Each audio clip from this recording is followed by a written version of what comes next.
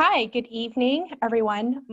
Welcome to the South Sacramento Florin Community Air Protection Steering Committee meeting number 20. My name is Janice Lamb Snyder. I'm with the Sacramento Air Quality District. And to let everybody know, we will be recording tonight's meeting and posting that onto our district's community air protection website.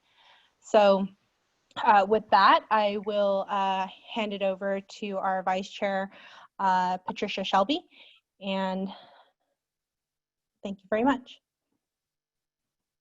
Thank you, Janice. I just wanted to let everyone know that Bill Knowlton is with us on the telephone. He is traveling, so he's listening to us while he has his phone on mute.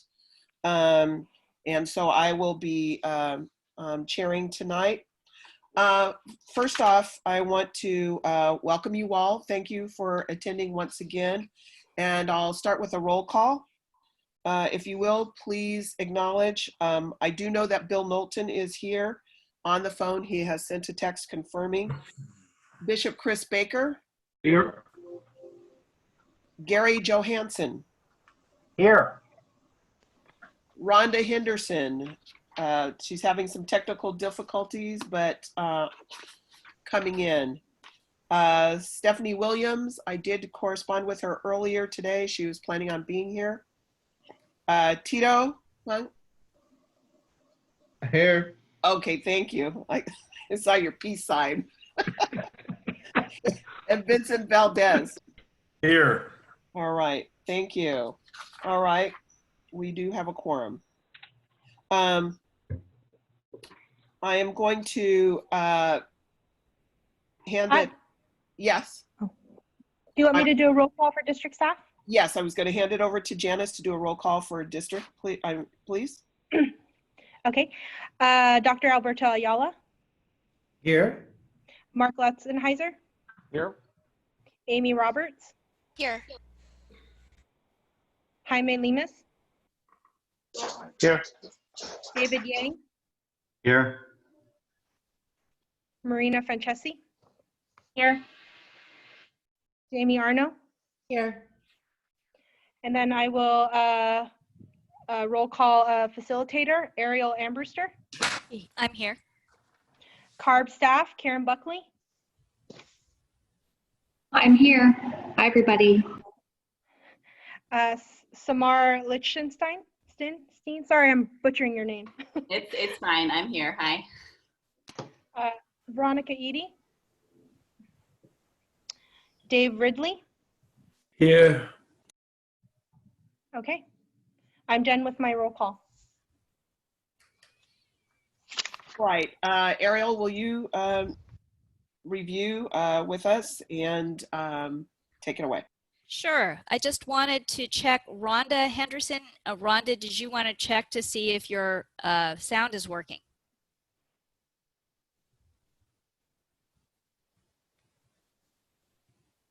Okay, not quite yet. All right, I was hoping everything was okay there. Okay, if we can move on to the agenda slide.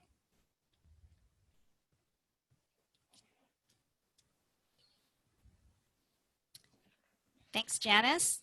Okay, so today we will be starting off with administrative items, and then we will get some report back items, one on the recent fires and the data related to that, then a report back from the TAG design team meeting, and last an overview of stationary source permitting and enforcement and compliance. And that is scheduled to go till 6:55 p.m.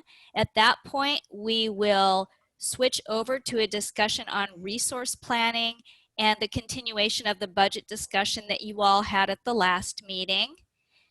We have that aimed to end at around 7:40 p.m. And then we've got new business from 7:40 to 7:50 p.m.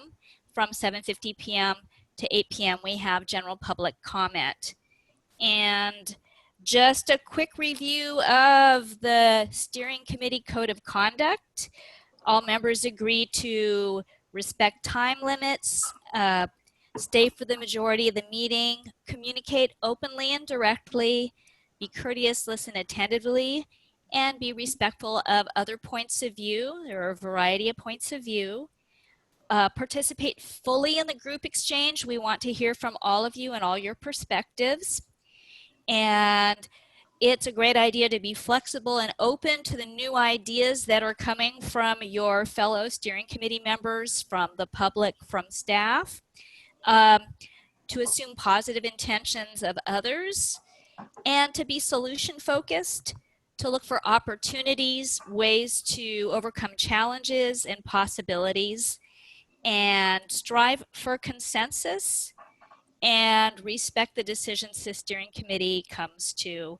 And lastly, to make decisions based on what's best for children and families in this community. And I will be tracking today your action items. If there are some items that come up for future agendas, I will track those in the parking lot. And with that, I'm going to transition over to David Yang. Hi, thank you. Did you want to talk about a chat box real quick, Ariel? I had that in your item, but I'm happy to. Okay, so we have opened up chat for this meeting. There was a request that the chat be opened up. Staff doesn't really have the resources to be able to track and respond to the chat in real time. So chat comments will be reviewed attentively after the meeting, but it is there as a tool. And as always, you can use chat to contact David about technical issues if need be. Is that what you're looking for, David? Yes, great, thank you. Sure.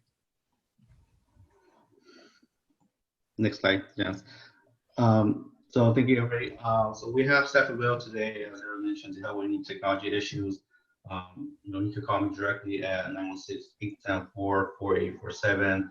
Again, you can also look at me in the message box if you're having technical troubles. For steering committee discussions on some agenda items, the chair will announce that the format for discussion is round robin, and we'll call on members to participate in the discussion item. After roll call, please raise your virtual hand if you have additional comments or questions. For other agenda items that will not be in the round robin format, please raise your virtual hand. For the public comment period, those who are interested in speaking, please raise your virtual hand. To raise your virtual hand on the computer, click on the participation icon at the bottom of the screen. David, you could maybe speak a little louder. Okay, great. To raise your virtual hand on a computer, click on the participant icon at the bottom of the screen. A panel with a list of all participants will show up. At the bottom of the panel, click the raise hand button, and you'll see a virtual hand next to your name. If you're calling on the phone, press *9, and you'll get a message that says that your hand is raised and wait to be called upon. When called upon, please unmute yourself. Click on the microphone icon on the lower left hand of your application. When using a computer, if you're calling on a phone, please press *6. If you're using both computer and telephone, you may have to unmute both devices. You can also email me with comments during the public comment period, and I will read out the comments to the committee. So that concludes my logistic information. I'll pass it to Mark for the next item.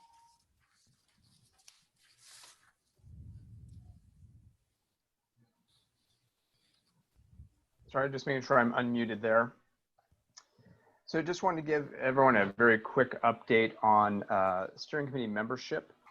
We would like to thank Denise McCoy for her time and perspective on the steering committee. She was on the committee as a representative of Sacramento Congregations Together, or SAC-ACT. They have recently notified us that she is no longer a member of that organization, and SAC-ACT will be revisiting their participation in this committee in the future. Before I move on, because I'm sure there are probably some questions about next steps and vacancies, are there any questions from this committee? Yes. I'm really concerned that we don't have enough members on our committee to accomplish the tasks that we're working on and looking at. So I'm wondering, when is the new committee members period going to be open, so the applications are what is the process going to be? So Vincent, that's a great question, and you actually lead in immediately with the next part that I wanted to share. So you're spot on, Vincent. There have been a number of questions that many of you have raised over the last few months, really right before the pandemic hit us on, when are we going to get these vacancies open? How can the committee help and be involved? Size of the committee, which is what you're bringing up, Vincent, in terms of just making sure we have the bodies here on the committee to help move forward. And so we do have some thoughts and are looking for involvement from the committee as well on that. We think some of these elements are definitely related to the charter discussion, which is at the top of the committee's priority list. Prior to the next meeting, we have a couple different suggestions. One, we're going to reach out and we'd like to just hear all of your thoughts on what are some voices that you think are missing from the committee, from those that are within the community boundaries. So, for example, I don't want to take anything away from the upcoming tag discussion, but I know there were some things bantered about even as part of the tag that some of you may think are good voices to have on the committee from within the boundaries, for example, schools, just as one example. So we're going to reach out to the committee members to get your thoughts in that regard, so we can get the ball rolling on this. We're also suggesting that we would suggest and look to maybe have a couple of steering committee members work with the district to bring forth a plan for the next meeting. That way then we can make sure we're getting your thoughts in there on that as well. So, but we do agree with you, Vincent, and that is an important question. We do want to move forward, but we want to move forward in a way that is acknowledging just that there are some broader questions I know that the committee is moving forward on in that regard with the charter. It's not directly a piece of it, but we think it's related. And again, we'd probably like to have a couple members be able to meet with us offline, just to be putting together a plan to bring back to the committee. Just to follow up to that, we'll talk about this a little bit more further into the agenda, but I wanted to take this moment to thank Denise for her service to the committee. And the issue of revisiting, you're absolutely right, Vincent, there is not sufficient hands to bear the burdens. But we also, the issue with the charter, and we'll talk about that a little bit later, since we've started to be able to start the launch, you're going to give a report back on that. But what our next steps with the charter, and that is directly involving the recruitment and the size of the committee.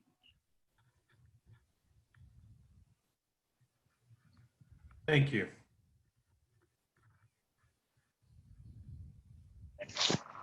Mark, do you want to go to the second part? Sure. So if there are no other questions on that, I just want to give just one other brief district update. So I want to share some feedback from our board meeting and related interactions regarding monitoring in communities. So we did talk to our board last week, share with them the camp milestone, and our board did express appreciation for the efforts of this body and the input and great information that you guys were able to provide to bring more detailed monitoring to our community. As part of our report back on the submittal and of the camp, and desire expressed by other communities and advocacy groups for monitoring in their neighborhoods, we will be continuing to work to have more communities selected during the upcoming year 3 nomination process, so we can hopefully bring more dedicated resources for those communities as well. As just a general information for everyone on this call, in addition to the district nomination route for year 3 communities, there is also an opportunity for communities to self-nominate, and there is an opportunity for community air grants, some of which we've heard about in the past.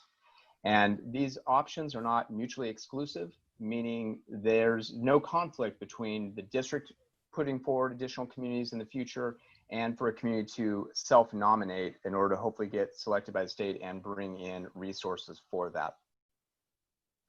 So I just wanted to share that that is part of the ongoing discussions we've been having and to express the appreciation of the board as well.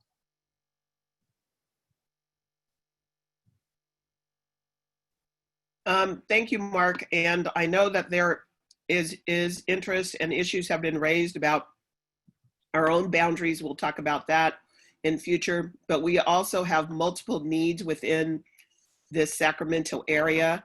So I'm very much interested in seeing what other, we do know that Adrian Wren is with a project that's going to be based in part in North Sacramento and Oak Park. And we still need more. And that's one of the things that I've noticed in some of the other successful communities that got the AB 617. They also had other grants within the area helping to carry the water for the difficulties that their regions are suffering. Absolutely.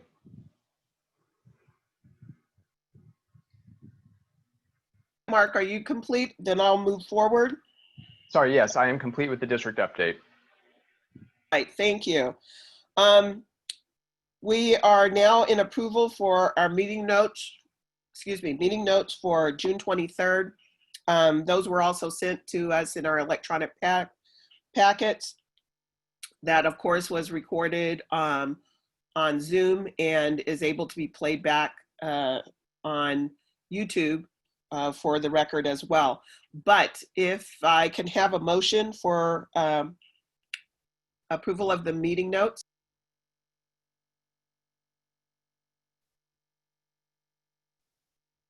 You sounded off, your sound went off as you ended there. Oh, I'm sorry. Thank you. Do I have a motion for approval of the meeting notes?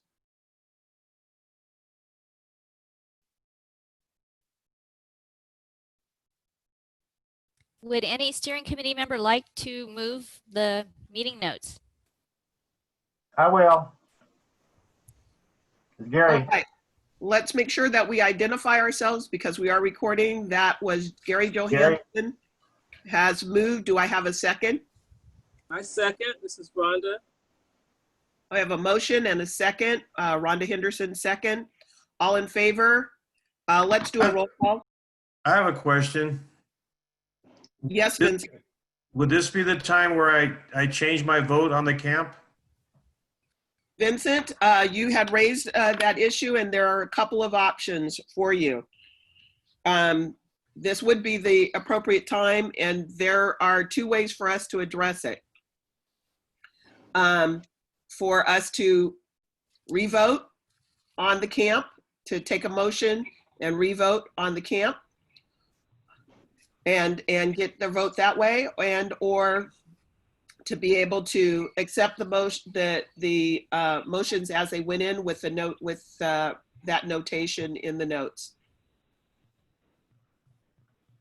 Okay, I would like to make a motion to revote the camp so I can change my vote. I was away from my computer for at least 10 or 15 minutes, and when I came back, I thought maybe we did some revisions to the camp and wasn't aware that none of them were made. So I'd like to make a motion to revote the camp. There is a motion to vote on the camp again. It will need a second to be able to move forward. This is Tito Huang. If it's not important, I second that. It's worth reviewing it again. It would be the vote. We're not necessarily going in and reviewing the item, but is that what you are asking for, Vincent? Let me get a clarification. Yes, just a revote.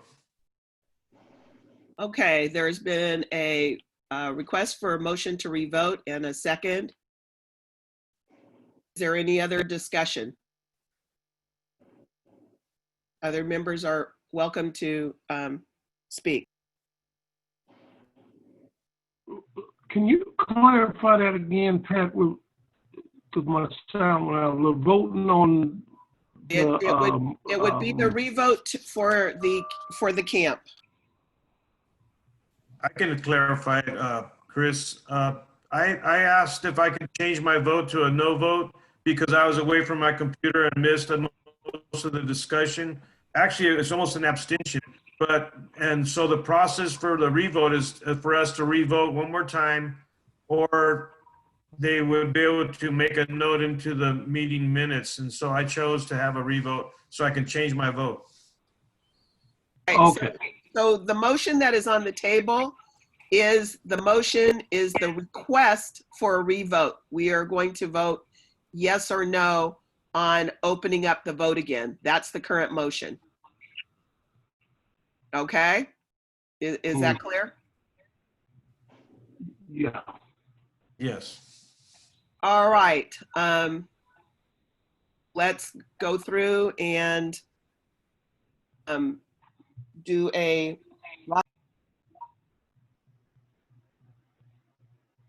Pat, you got muted there. we're going to go through and read through the roster to get the vote. Okay? And just And to clear, this is, are you willing to take another vote?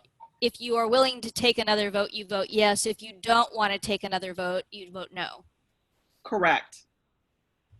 Okay. Bill Knowlton. Bill has sent a message. His vote is no.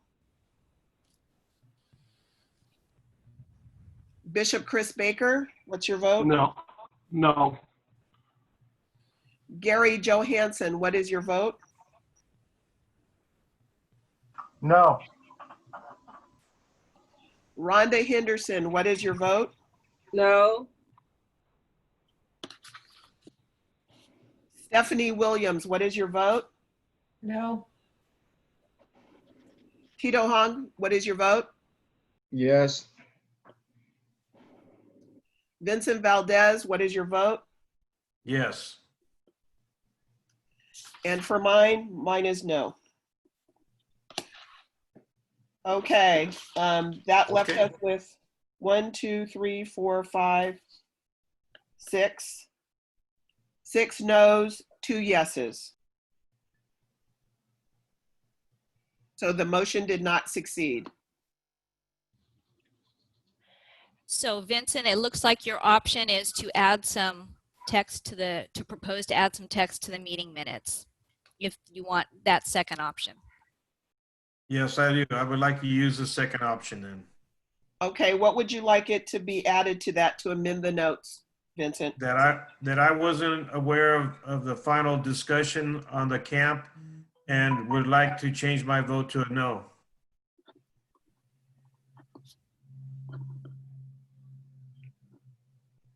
Okay,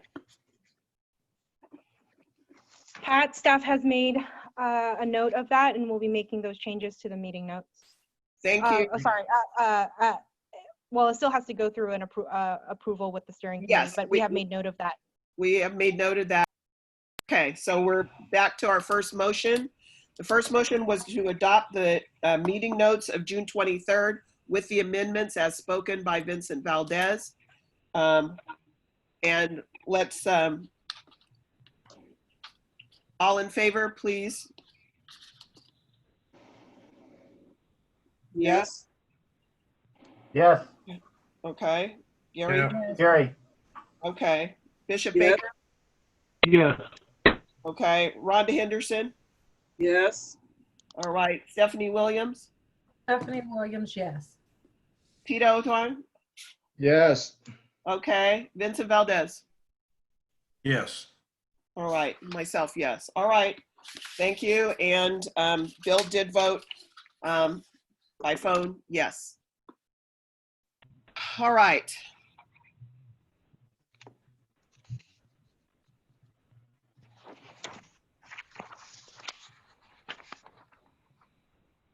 Pat, you are on mute. There were requests for report backs. And can we get those, starting with the recent fires and what was our real-time air quality data? Or Pat, this is David Yang with the Sac Metro Air District. So during the last meeting, questions were asked about 2 local fires and what information were detected at the monitors. So the next couple of slides will show the 2 fires followed by the data from the monitors. The first fire. David, once again, can you talk a little louder? Sure. Thanks. The first fire started on Monday night on June 1st and burned throughout the night. You can see in the picture on the bottom right that the wind initially was blowing away from the community, but shifted over the course of the fire that blew into the community. Next slide, please. The second fire, next slide, please, Chance. The second fire was a controlled burn in the Franklin Field Airport, 10 miles south of the community on June 3rd. The wind may have blown smoke in the direction of the community where we saw some elevated concentration at the monitors. Next slide, please, Chance. Next slide.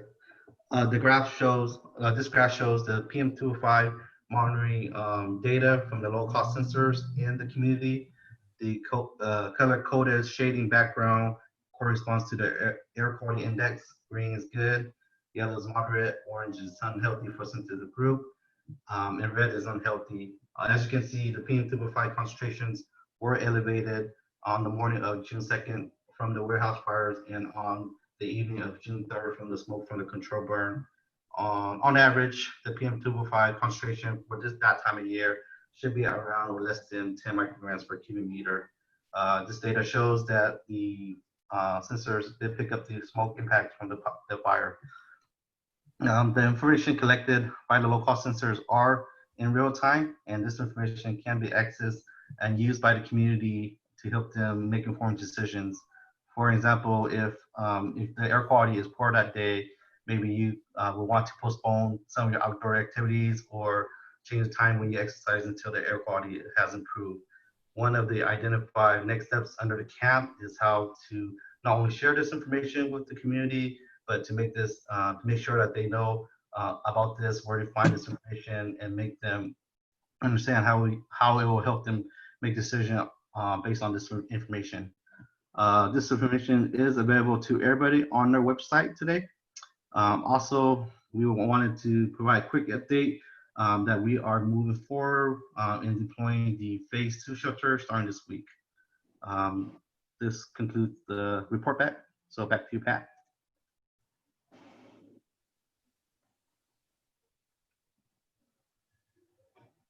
Pat, you are on mute again. There I go. There you go. Trying to. Okay. Are there any questions from the board members regarding this information?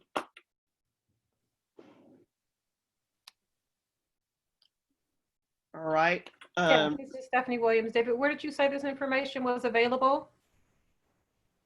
So the real-time information is available on the web page under the Community Air Protection Program under Community Monitoring.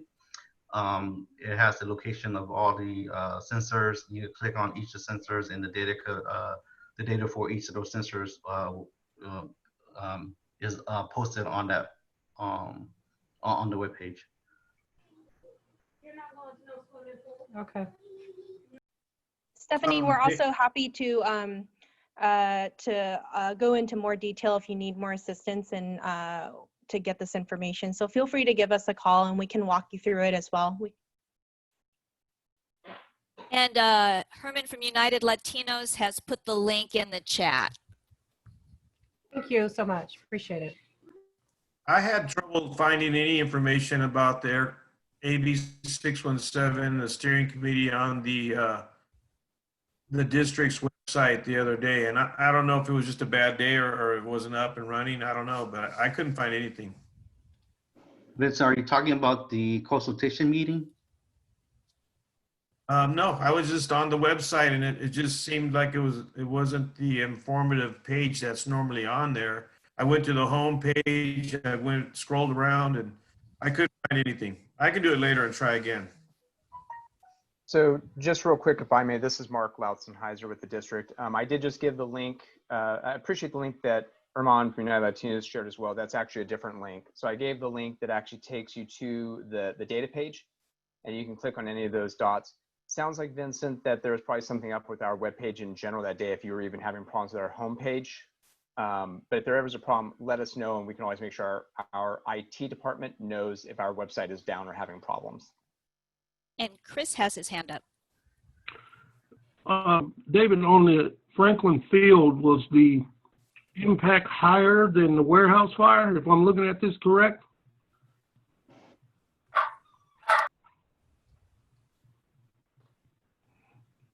Yes, so just from our data, and we're thinking that it's, the possible smoke impact from there. Oh, I mean, that was the fire that occurred when we saw this. Again, it's 10 miles south of the community. We did see winds 5 to 12 miles per hour, blowing into community. So we are thinking that it is possibly from the control burn on Franklin Field. okay, thank you. All right, if we've completed that, our timeline is tight. So can we go forward? I'm going to turn that over to now to Amy Roberts. Amy, bring us a report. To Vincent to give the report back on the technical advisory group. To Vincent, I'm sorry. Okay, and were you going to put up the meeting notes for everyone to see? Yep. Here you go. All right, so we had a very good, productive meeting on our first design team meeting. I just want to make sure, was everybody on the committee, did they get announcements to the meeting? Yes. Okay, good. Make sure, because sometimes we send out the announcements and I don't know if everybody gets it or not. So some of the discussions, the common thread is everybody wanted to understand the technical the data we're receiving, just like Chris's question, which fire was more indicative on that chart. And so my first question is that the smoke from the fire compounding with the traffic and making it that, does it influence that way? And so I was going to ask a question, but I didn't. But so the tag meeting, we have a list of people who have volunteered to be on our tag. And I want to let everybody know that I wasn't sure if there was going to be a lot of people. So we had 18 people on the meeting. We had people from the community, people from the business sector, and we had some people who wanted to join the tag design meeting and be the tag. So I was really encouraged by the participation we received. In front of us is a list of some of the people who have volunteered to be on our tag. We also discussed different areas of expertise. And so we have a school expert, urban planning, we have an economist, a lot of spots that nobody's volunteered for yet. And there are some overlap in some of those. And so I encourage everybody to attend the next design meeting, which will be your speaker stopped. I think it's August 18th. I'm not sure, but moving forward. So next goals, we would like to have the tag up and running or up and working by our September meeting. We have selected a couple of dates. I think we moved it to a Wednesday also instead of a, yes, it is. August 12th would be our next meeting. And so prior to that, we were sending out a list of experts with their resumes or bios for everybody to see. So when we come to the meeting, we can make a discussion at that meeting and vote on who would be the members of the tag and then move forward with that. And also, I would like to know, are there any questions that us on our committee we would have for the tag, so we could just move forward and get the ball rolling? I have some questions, obviously, too.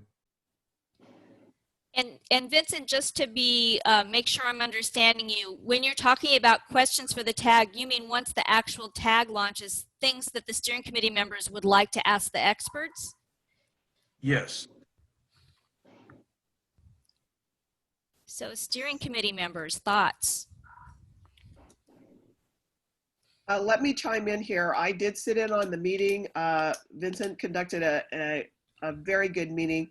There was a lot of community participation. I know that Adrian and Herman, who are on the call right now, were certainly there as well.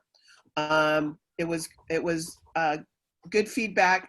This is the design segment of it, trying to get the qualified expertise that we're interested in. Vincent, once again, mine would be about the health and medical, the overlay of air quality and the impacts to health. So that certainly is of major importance to me. And also, I was very interested after sitting in on the webinar about the heat impacts of us not having sufficient shading canopy, what the impact of the, just a little bit more about what the heat does exactly and in our communities. What are some of the options for greening up our communities to contain heat? Write that down. So Vincent, I just want to. Go ahead. So I want to just get some clarification for the steering committee members. As the design team comes up with this list of tag members, the list will come back to the steering committee for a vote, correct? No, I thought in the proposal, we were going to vote at it at the tag design meeting and come and have the tag, present the tag to the steering committee. That's how we were going to vote on it. I was under that impression. So I would encourage everybody who wants to vote, attend the tag design meeting August. Yeah, and Vincent, I'm sorry, but my understanding is that it was going to come back with what the recommendations are to the steering committee, so that the steering committee takes a final, yes. Okay. Does anybody have a copy of the meeting notes we could look into that? I don't have a copy in front of me.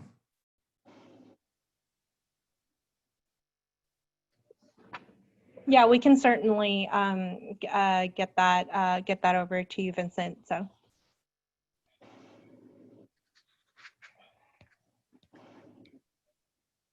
Bishop has his hand raised. Oh, sorry. Go ahead, Bishop. Yeah, well, from what I'm looking at, just say hats off to Vincent. Looking at this list, that's one heck of a job you've done to take this task on. And my question is, I see where it says public health expert, Alex Kelter. Is that a doctor, or is what is it that he does? Or we'll be able to. Yeah, we'll be sending out the resumes and bios. Okay, got you. And so I think he had a 5-page bio and resume, and so it's a large document. And we tried looking at it at the tag meeting all together, but we decided we were just going to send them all out in an email for everybody to review. And that was definitely prior to the August 12th meeting. And Chris, was that your question about the background of that person who has volunteered? Yeah, because I was going to suggest to him, I was working with 2 doctors, but since the COVID thing, they can't make any promises because they're being sent all over the place. So this is good since you already have it. I'm excited. Great job, man.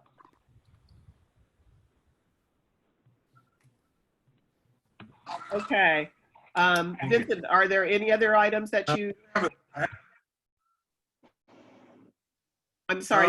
No, everything's up right in front of us, so that makes it easy for me. I'm just really trying to encourage attendance at the next meeting so we can go thoroughly review them all together and come to a decision and make which would make our steering committee here as well. And so yes. I think that was it. All right. Thank you so very much, Vincent, and thank you for having a very good, very strong start with this. All right. Now we ask for a report back about the stationary sources. Amy Roberts. Hi, Pat. Stephanie has her hand up. Hi, I just wanted to, I wasn't able to attend the tag design meeting on the 21st, but I did go and listen to it on YouTube, and I just wanted to say thank you for having that posted. I was able to, excuse me, get all of the information there and felt very comfortable with what came out. So I just wanted to let everybody know that that's definitely a good resource to use is making sure that the recordings are available so you can go back and review. So that was it. Just thank you.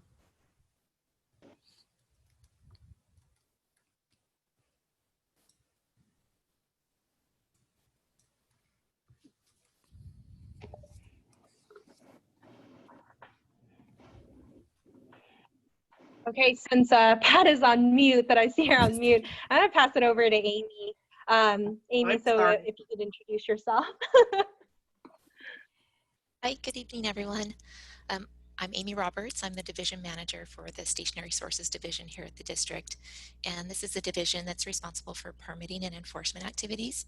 I know that, I'm usually sitting and listening in on these meetings and noted a lot of questions during past meetings. So tonight, I'm happy to be here with all of you and be able to share and give some general information about our program areas, and then be able to take some feedback from you about maybe some areas where you'd like to have more detailed information presented to you in the future. So next slide, please. So this is just a general question. How does the Sacramento Air District help protect air quality, and how does it protect your health? So in many ways, you've listened to a lot of information over the past year and a half, the air monitoring that we do, providing incentives, developing air quality regulations, and today I'll go over to other important programs in our permitting and compliance areas that are instrumental to help reduce pollution in that region. Next slide, please, Janice.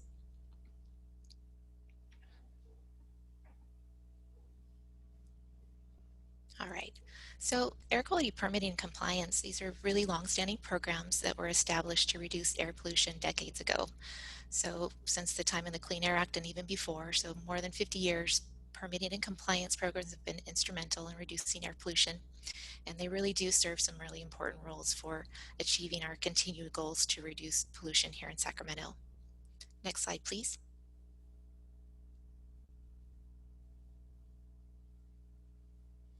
So first, I want to go over and start with our permitting program and be able to answer this question about how does a permit help protect air quality and your health. Next slide, please. So an air quality permit, it's just not a piece of paper that we issue. It's a really important legal document that a business receives once they go through our rigorous permitting process. And an air quality permit is really, it's the key way that we receive or that we make sure that businesses and basically anybody who is operating a piece of equipment that emits air pollution is doing that in a way that is compliant with all federal, state, and local air quality regulations.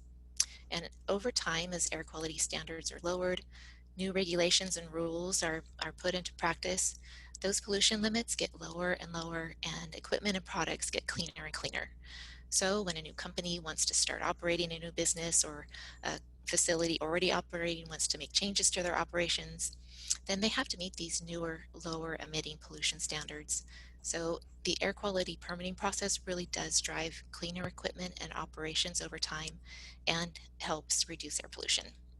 So our permitting program also incorporates procedures that help to protect health on a more local level, like what AB 617 is driving for, by looking at toxic emissions and providing that information to the public in different ways.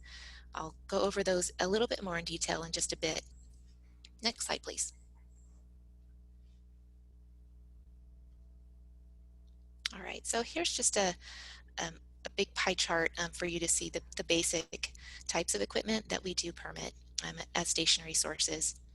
Here in Sacramento, we don't have a large number of big industrial sources of pollution like a lot of the big refineries you might find in Los Angeles or the Bay Area. More than a third of the equipment you can see, these are engines. And a lot of those engines we permit are considered to be backup power. So these are the standby engines that you might see at a hospital or a cell tower or something that would be put in place to just in the just in case when the lights go out. You can also see from the chart, we permit a large number of boilers and gas station and auto refinishing operations. There's also air pollution control devices like baghouses and flares that we permit. And then there's a big green section on that pie chart, and it's just other equipment.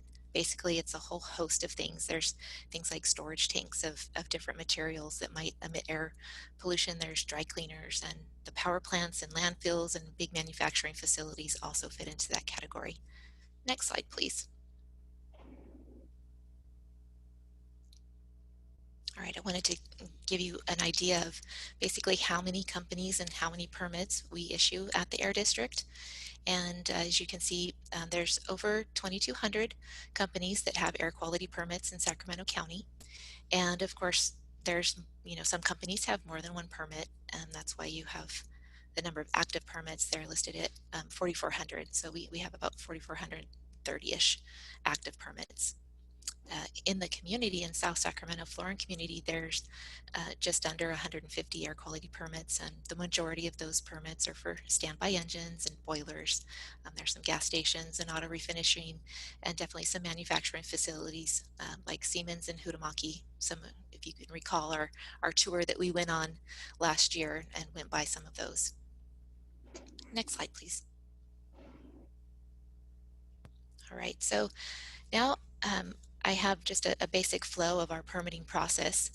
I won't be able to go into too much detail. We don't have time for that. So this is just the basics and really scratches the surface tonight. But first, when we receive an application, our engineering team, they're going to perform a basic evaluation. So they're going to review what equipment is being that somebody wants to permit, how many hours they want to operate it, some general information like that.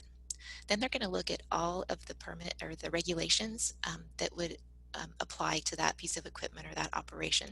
So that's federal, state, and all the local rules as well. And then one really important aspect that I want to hone in on is when they're reviewing that application, they want to make sure that that equipment installed meets what's known as BACT, or best available control technology. That's where our engineer is looking to see what technology is being used that's the cleanest, and they look across the states, so they look nationally, and they look at all the air districts in California. When I talked earlier about how the permitting program really drives cleaner equipment, this is definitely that area, and one of the main areas that this is accomplished through our BACT review process. So that engine or that boiler that's installed is really going to meet the highest standards that are feasible. Another important role of the permitting process is to look at the toxic emissions that might come from a process, and health risk assessments are done when there's toxic air contaminants that might be released from a project to make sure that they're meeting certain state thresholds and standards. And then once those reviews are done, a company will get what's known as an authority to construct. It's basically the green light that lets them go ahead and construct what they want to. And then some of the last steps on our end are doing a final inspection of that project. And then if everything looks kosher, everything looks as we expected to see, then we'll issue that final permit. And then lastly, I just wanted to highlight again, just to make sure that's not just a piece of paper, we have ongoing inspections and review of that process to make sure that what those conditions set on that permit are actually being implemented by the company. Next slide, please. All right. The Toxic Hotspots program, this is a state program that is run by local air districts like Sac Metro, and it was established in 1987.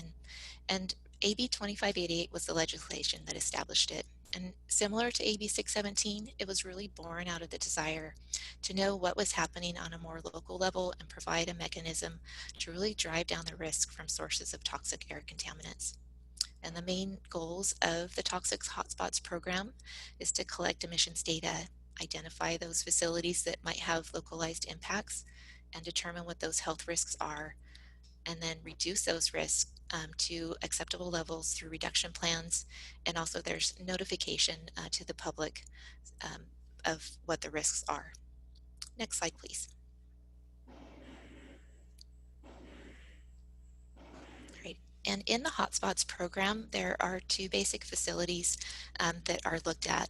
And again, I'm not going to go into a lot of detail about the program. Again, just in the essence of time, but core facilities are our larger facilities that we look at what kind of toxic emissions come from them. So our power plants and our landfills and bulk fuel plants that we might have. And then we look at industry-wide facilities, and those are some of the smaller ones. They have emissions that are pretty standard. If you were to look just equipment by equipment, then there wouldn't be too much difference between them compared to the more complex core facilities. Next slide, please.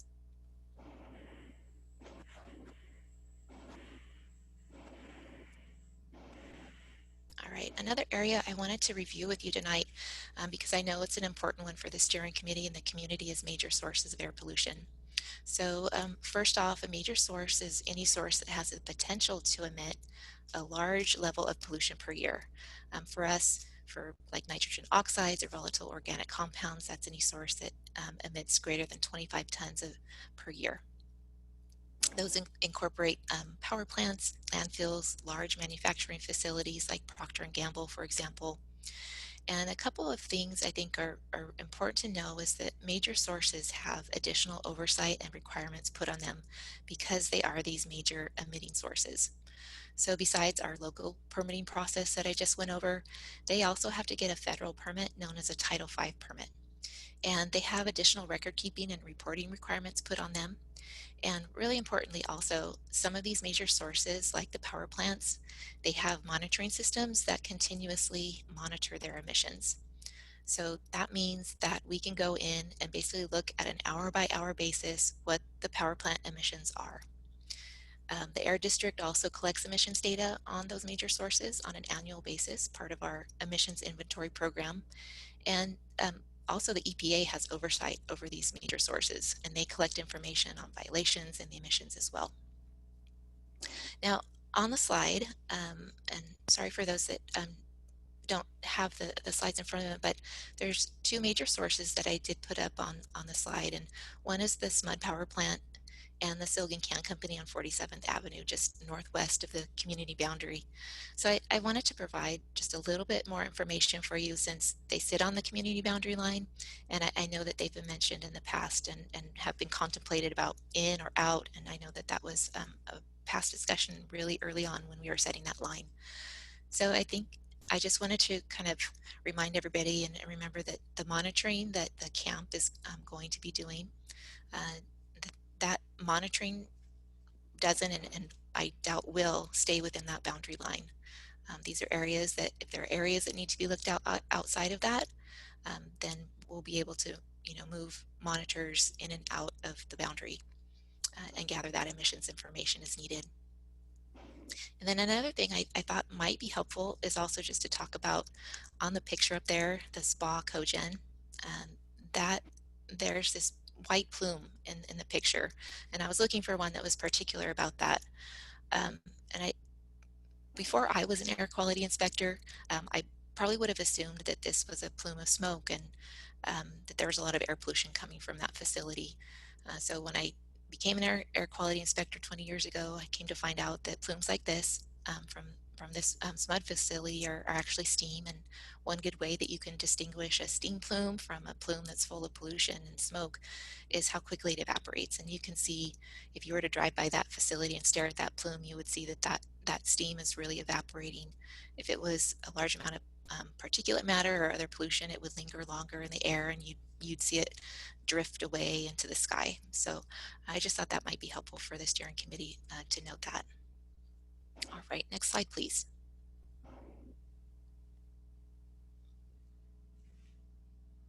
Okay, I also wanted to make sure that everybody knew that there is a way that you can find the different permitted sources in Sacramento County. And we do have that on our website, and I put the link up to that on this slide. And we can go ahead and go on to the next one.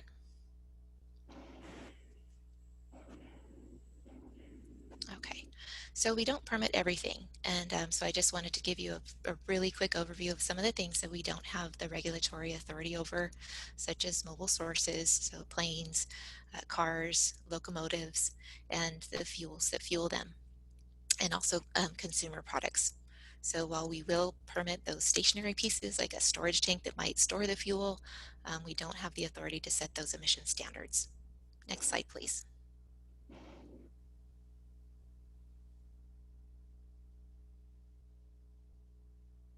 All right, I also wanted to highlight one particular source of potential emissions that has definitely come in at steering committees and was mentioned in the past, and that's the executive airport and lead emissions coming from small planes that take off and land there. So while we as the local air quality district don't have the authority to regulate the airport or again the fuel that the planes use, it's important to note that other federal agencies do, like the EPA and the Federal Aviation Authority. And lead emissions in the past were definitely a major air quality concern nationally. One of the great air quality improvements that happened over the past 40 years was taking lead out of fuel for cars and trucks. And you can see in the graph that's in the middle of that slide the tremendous progress that has made in reducing lead emissions in the air. That's over 90%, almost 100% reduction in lead in the air since 1980. But there are still remaining sources of emissions of lead, such as aviation fuel. And the EPA has completed studies on these emissions from aviation fuel to help us understand the potential impacts from airports like the executive airport and the leaded fuel that's used in the small aircraft. And the Federal Aviation Authority is working to find an unleaded fuel alternative, but unfortunately to date there isn't a replacement fuel available yet.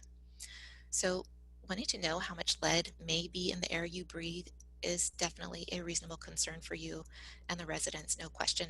And I think that's also, I just wanted to say that in the future, reminding the camp future monitoring through the community air monitoring plan. This does include monitoring for lead in phase 2 and phase 3, so lead levels can be assessed. Next slide, please. All right, so I've spent a pretty good deal of time on our permitting program, and now I wanted to cover our compliance and enforcement programs with you. Next slide, please.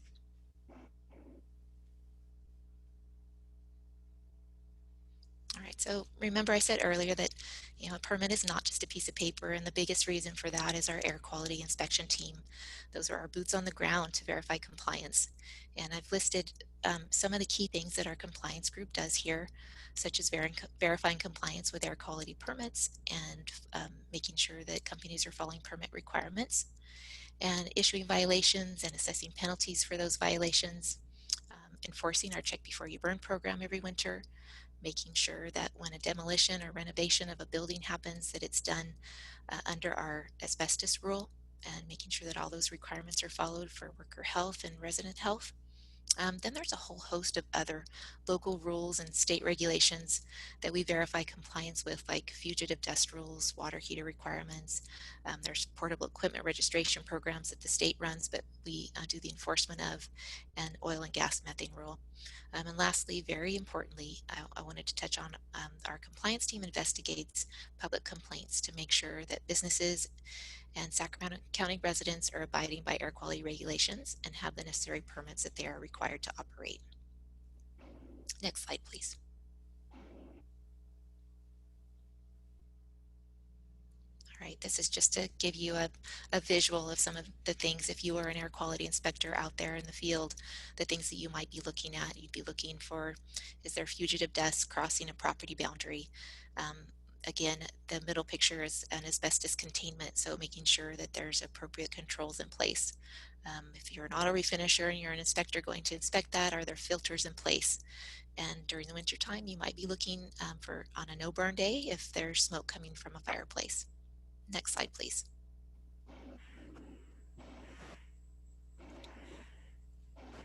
Okay, I just mentioned a few minutes ago violations and penalties, and want to give you a bit more information on this because it's an important tool of any enforcement program. And knowing that you could receive a penalty for thousands of dollars is typically a pretty good way to discourage businesses from violating air quality requirements. But that being said, we still do observe and issue violations. On average, we issue and receive approximately $300,000 every year in penalties. And we use those penalties that we collect to support many different air quality programs. And I've given you an example on the slide of where that money was spent on the district's programs in the fiscal year 18-19. So just to give you an idea of, that was $171,000. And that was fiscal year 18-19. In this past fiscal year, well, we're still closing out the financial books, but there was over $600,000 collected during that fiscal year. So there's quite a wide range. All right, next slide, please. Okay, and for the compliance program, here's a look at a few of the numbers for you, and you can see how many inspections on an average year. The numbers really do vary pretty widely on the number of violations we issue, the number of projects that we might review for asbestos, our asbestos program, and how many complaints we might respond to. But you can see on a bit of an average here. Next slide, please.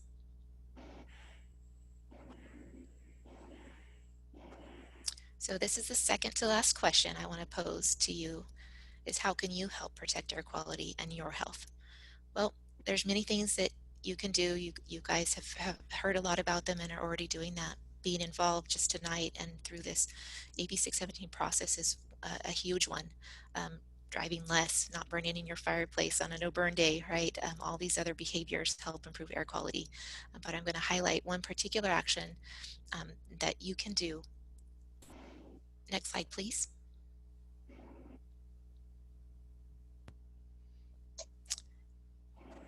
I'm putting this information out here.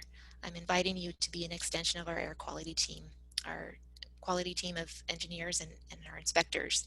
So since our team is only so big, we've only got so many people on it, you can be the additional eyes and noses in our community and call in an air quality complaint when you see one.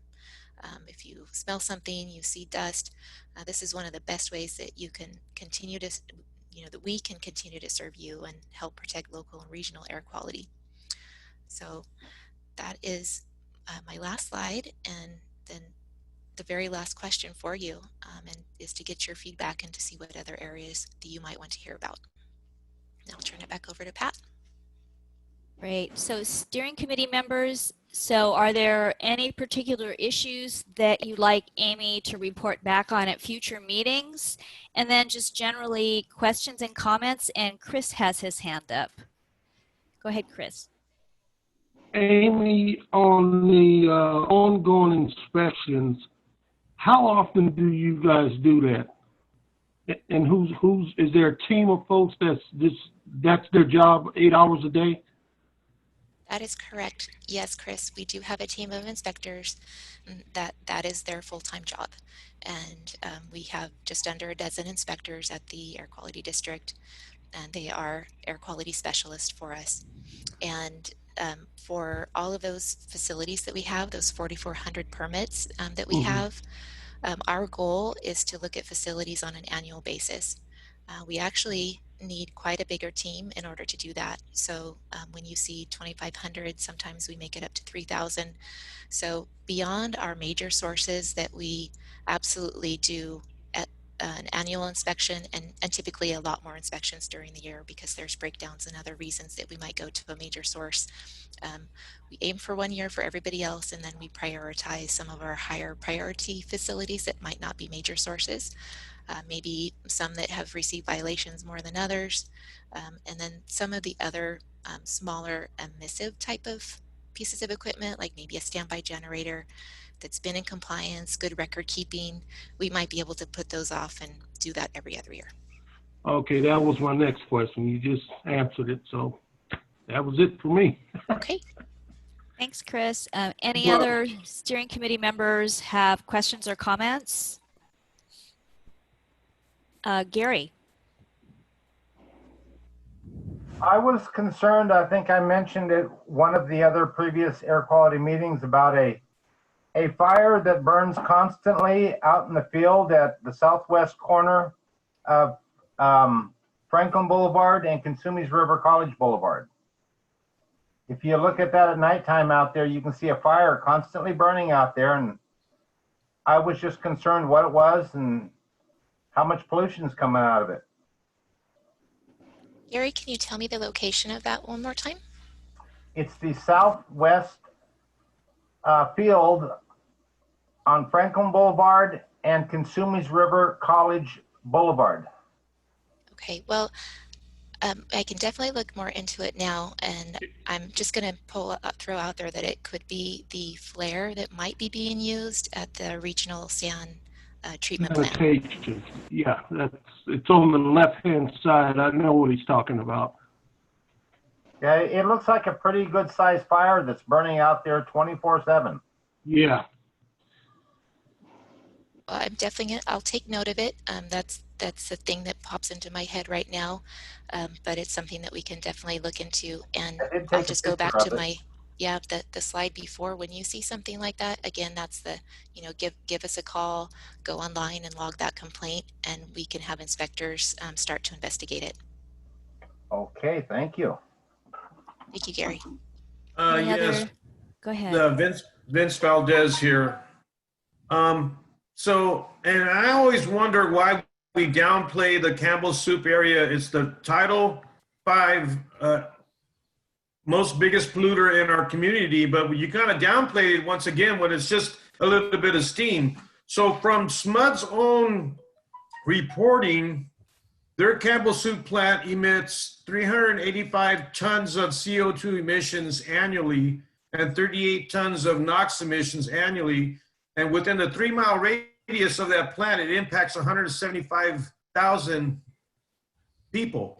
So when I look at these reports and I see the downplay of that plant, and I wonder why. I live by there, my son lives by there, and so I just don't understand why we downplay that plant so much. So SMUD's cogen plant is the biggest emitter of pollution in our community, and I do believe in our community that we're representing. And so you downplayed it, and then you downplayed the airport once again, like, okay, so they've lowered it 99%, but what about that 1%? What is it polluting our neighborhood? Because they found lead all throughout that area, and they tried to blame it on another, a firing range that is close to the airport. But, the people who live there kind of have a different opinion of where the pollution comes from. And so I noted it in the chat, because I live by there and I see that pollution regularly. So there's plumes of black smoke that come out of that plant regularly, and those are the ones that don't dissipate. And that your picture showed the steam, but it didn't show the one where they're emitting. And so SMUD's own reporting shows that that plant operates 57% of the year. So half the year it's running.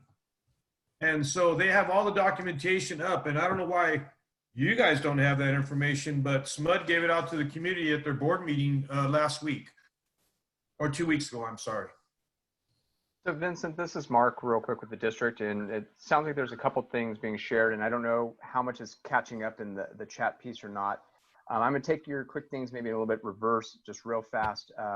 Lead monitoring is actually one of the things that this committee identified and is actually part of the monitoring proposal. To help figure out what level of problem there is or is not with the airport. So to your point, this group has identified that, and we will be monitoring for that. It sounds like you're looking for maybe additional information on the power plant piece. So Amy, if that's okay, that may be an area that then the committee is asking for some additional follow-up at a subsequent meeting.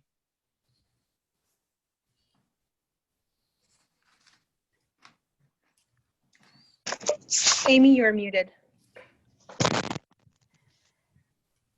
Yeah, thank you. I'm going to take note of that, and thanks for your comments, Vince.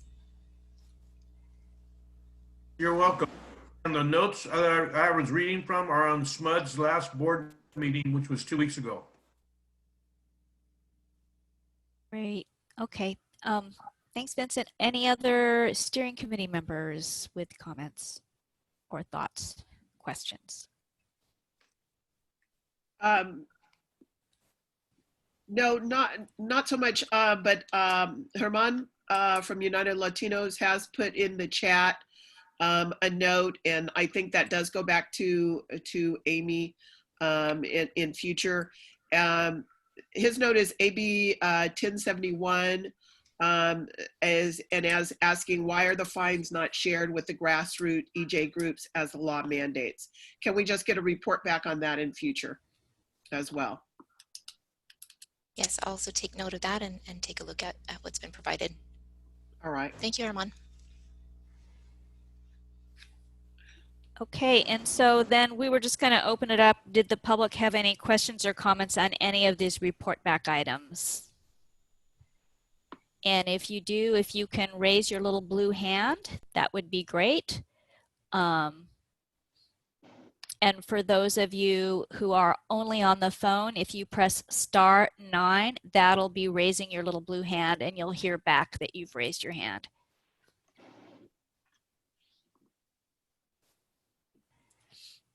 And the blue hand is you click on participants and then you'll see a blue hand at the bottom. And you just click on that.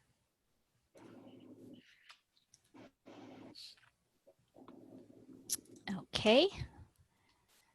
I don't see anything. All right.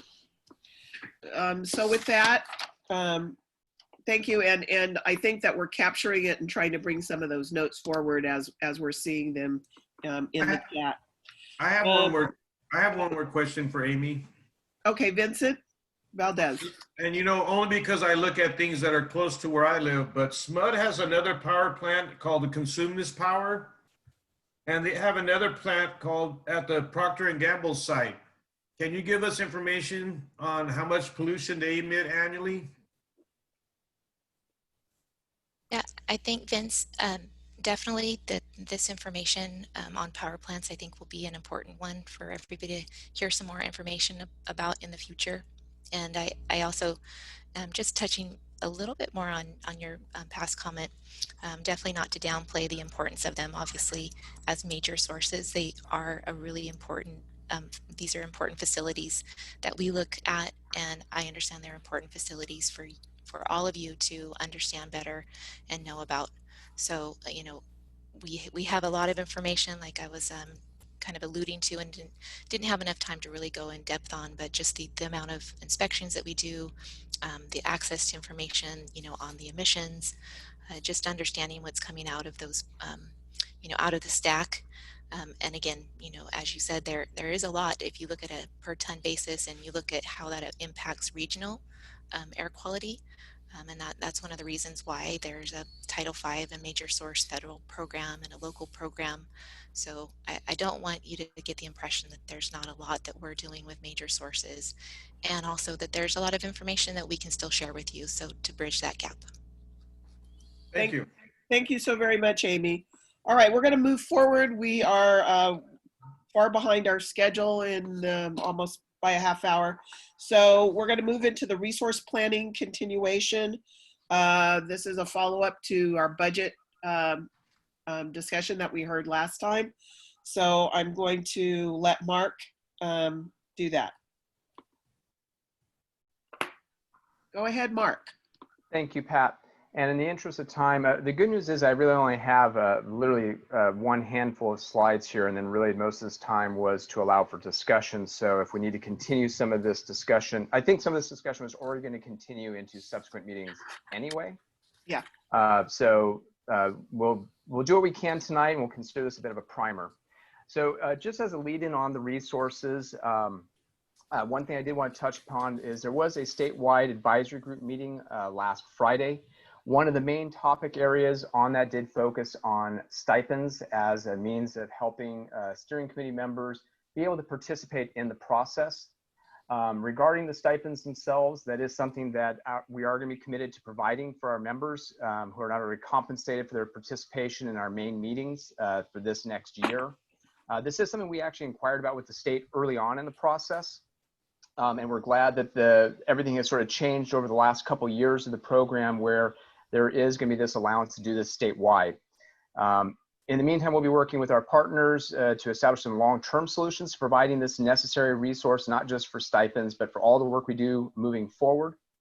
We are still working through the details. Obviously, this is a very fast-moving type area, And we hope to bring more information to our upcoming meetings, including our hope to provide the stipends potentially back to January of this year of 2020. And at least we've worked out a way to provide this through the fiscal year into fiscal year, which would be June 2021. That said, Janice, next slide. And I'm going fairly quickly, so if I'm speaking too quickly, please feel free to jump in. So one of the requests that did come in, I believe, from Stephanie at the last meeting was requests on how can the committee and other members of the public help advocate for funding. We actually have probably a lot more detail than we were originally talking about.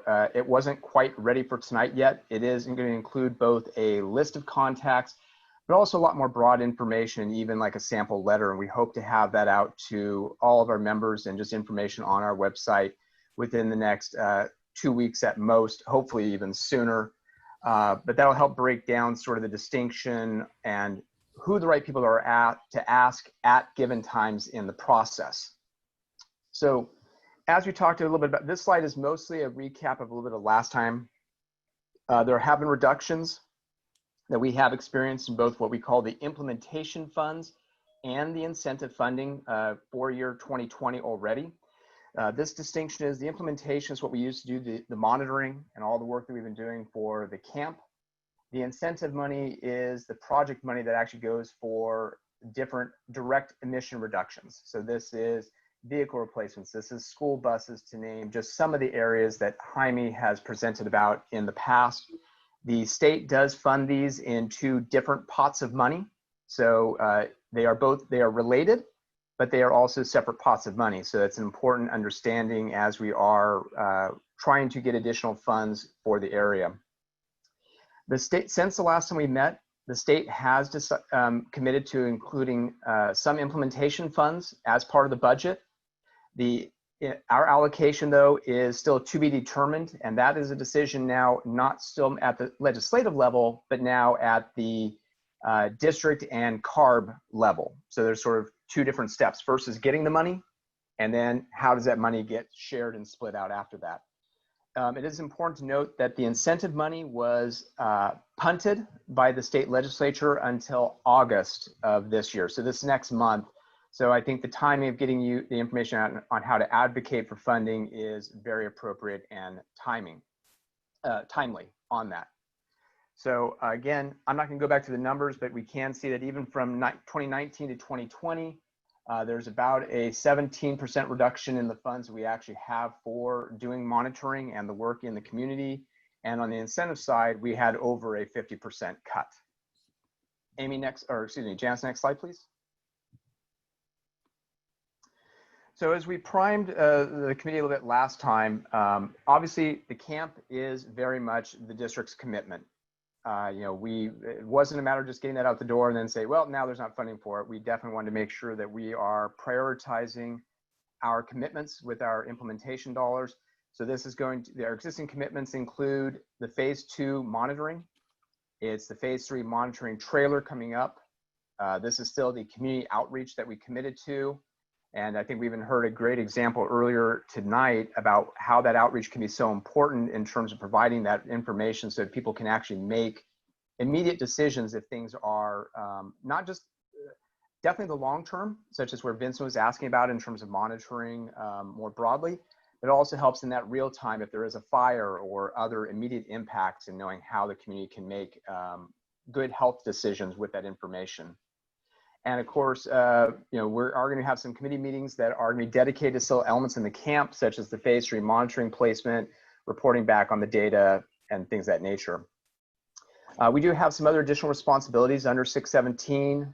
There is some new emission inventory requirements to get even more individualized data and having that available for the public, and some rule development pieces. Next slide. So what are these impacts moving forward? As already said, the camp implementation is a priority, and making sure that air monitoring data is not only collected, but available to the community. We are already seeing impacts on staffing, and this impacts just what we can do moving forward in terms of number of meetings and things of that nature. I am already down a couple of staff members in this program area specifically. Actually, I'm down several staff members, but there are a couple in this program as well. Consistent with the survey of the committee priorities, there is still going to be maintaining that flexibility within the camp when the monitoring occurs, review of the location of those monitors, how best to outreach, and what does that look like. I know this group has already talked about doing a pre-SERP working group to start getting ideas for when we do move forward to a SERP in the future. Bigger elements like boundaries in SERP can be considered hopefully next summer when we know what the next level of resources are going to be. And with the current resources, we are going to, as we already primed last meeting, we will need to be looking at some level of fewer steering committee meetings throughout this next year. Next slide, please. So the intention of this slide is just to give an idea on what this might look like. And just to be honest, this is really intended as a primer for the discussion. Because there are certain elements, like you know at the end of the slide, that this committee is still figuring out what the tag may look like, what that involvement may be. We obviously haven't been able to factor in where that falls in and plays out with all of this. But we do sort of see a range. We do see that we probably need at least 3 of our traditional meetings throughout the next year between now and June. And I should back up 1 second. This is following next month's meeting. So this month's meeting, next month's meeting are not part of this range that we're talking about here. We recognize that we need to still already plan out that there's going to be some additional discussions that this group wants to have, and as you're figuring out the tag and other elements. But we do figure that there will need to be at least 3 what we have typically seen as our traditional meetings, where we are bringing information that you are asking for, information that you have already identified still needs to be worked through, such as re-looking at the charter and other elements, and definitely even like figuring out the phase 3 deployment, the outreach, those different components. We probably have the normal resources to do up to 5 traditional meetings, but another option is sort of what we're just, for the lack of a better term, calling mini meetings. And a mini meeting might be, for example, that to Vincent's earlier point on having more members on the steering committee, and if there are subgroups that are exploring, different elements, that maybe as those groups have met and there is the need for the committee to provide input or hear reports out, or maybe you want a specific something to hear back on a couple topic areas from the tag. They could take many different forms. And we do envision that that's probably not quite as resource intensive on the district end. So there is that opportunity to do some trade-offs between traditional meetings and some mini meetings. And again, there could be some mix of in between. So really that's just where I want to put out there as sort of a primer for this group to be able to discuss. We're not looking for any decisions at this point in time, since there are still many moving targets. And to be perfectly honest, I envision we'll need to be somewhat fluid on this as we do move forward and as the committee decides just steps throughout the year. So, Mark, this is starting in September and going through to June 2021. Is that your time frame? That is correct. Great. So we're already still figuring in that we're still going to do another meeting, a regular meeting in August, just because we know these type of discussions are probably things that are going to be ongoing for the group. Okay. So then this is for the steering committee, sort of thoughts on this, any clarifying information that you all want. And this is potentially an opportunity to sort of brainstorm some ideas and maybe some of what your top priorities might be for your meetings. So Chris is in the queue. Folks, just click on your little blue hands to get in the queue. Go ahead, Chris. In the meeting, I noticed at the bottom where it says tag will need to be worked into these considerations. Is that between all of these meetings, the 3 traditional plus 4, or the 5 traditionals?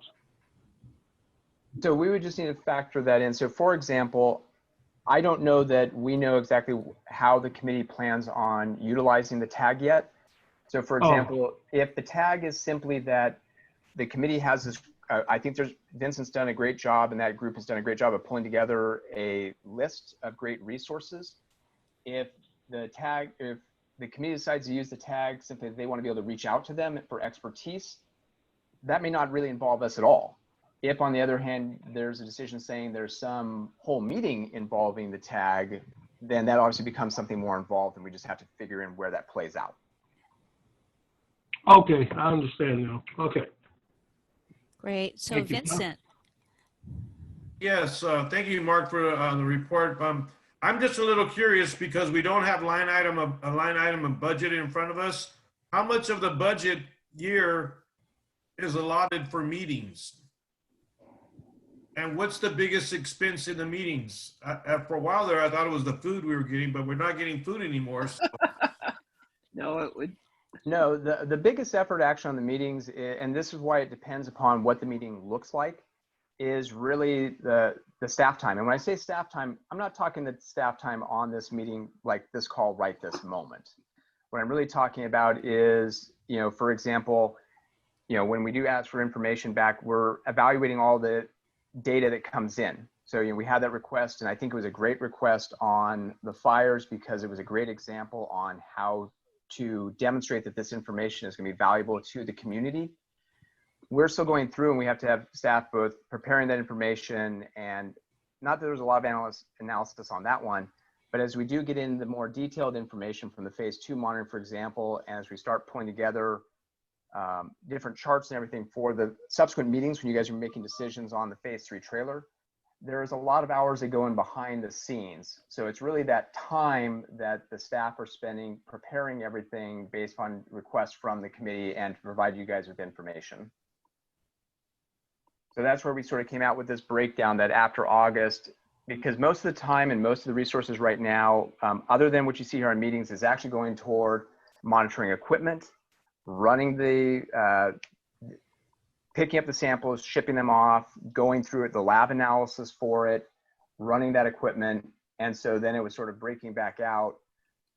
What do I have basically in the way of staff time for definitely maintaining the progress that this group has been doing and maintain the progress as we move forward to next steps in the process. Okay, others in the steering committee, thoughts, questions? Well, my question on how much of the budget is allotted for meetings isn't answered yet. And so what percentage is it the cost for the staffing to present to us our information at our meetings? What percentage of the budget is that? Approximately, it's about 10%, I want to say. I'm going off the cuff at the moment. I didn't work it out as a percent beforehand. But that's in terms of just the hours going into it over the next year. If you'd like a more specific percent on that, I can try and provide that for the next time, but that's a ballpark. And the last question is, so if we had more meetings, you're saying that there would be more staff time to work on the things that we're asking? What I'm saying is that there's where does the savings come by having less meetings? So what it is right now is the resources basically go a couple different places at the moment. So hopefully I'm answering your question here, Vincent. So we have a lot of already hard resource commitments. This is like physical equipment in terms of the monitors, the lab costs, things of that nature that are already sort of fixed in there. What that then leaves is I've got, and it's not an actual one body, because obviously there are many hands that go into any program area to answer specific questions. But when I get down through the other things that are commitments in the camp itself, then I'm down to about half of a staff position. It's not really a staff position, but from a rough timing standpoint, left for coordinating everything involved for the meetings. That's both, if there is that information saying, hey, we want more in-depth on, questions that the committee has. We need to look at this data and you would like us to present it so that you can be making decisions. There's a lot of time that goes into preparing that information. So that's where so when I say that that's the time, it's that time to prepare the additional information. And there's more time involved in that with a traditional meeting versus, and Vincent, I'll give you like where it was just the design group last week, obviously that type of meeting did not involve us as much. And so that's why we described that there is this potential for this mini meetings, whereas if the group is already having, say, a subgroup on outreach, if there is a subgroup of committee members that are helping us, maybe to an earlier question from Stephanie about finding things on the website, maybe we need to find a way to get some input on tweaking that page a little bit.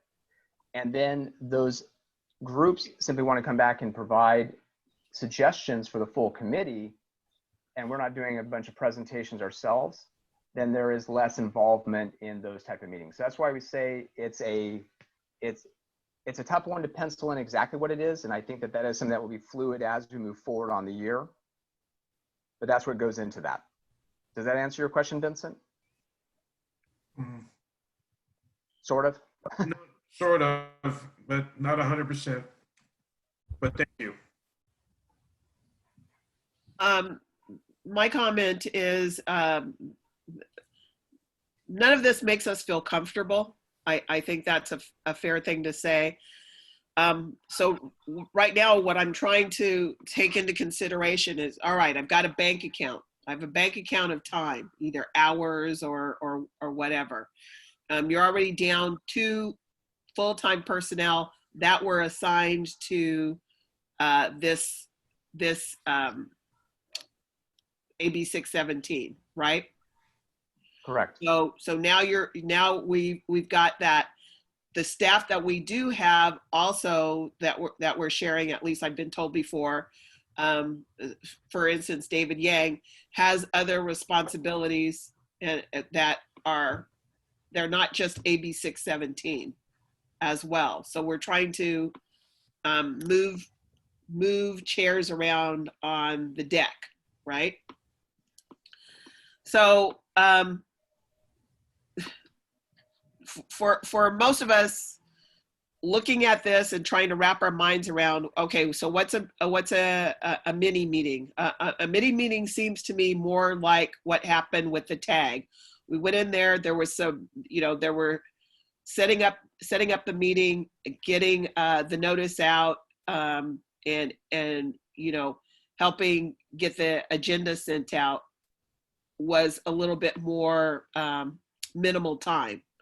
A minimal time requirement. So I can see that our subgroups, for instance, we have to put together a group that's going to look at and review the charter. That should take less time. That's not this. That's not staff preparing like Amy did tonight to bring back a report back, and now to prepare for a bigger report to come in the future about stationary sources. Am I correct? That is correct. That's kind of demand difference. So I'm trying to look at a bank account, and then how do I spread my money out, right? My resource out in this bank account.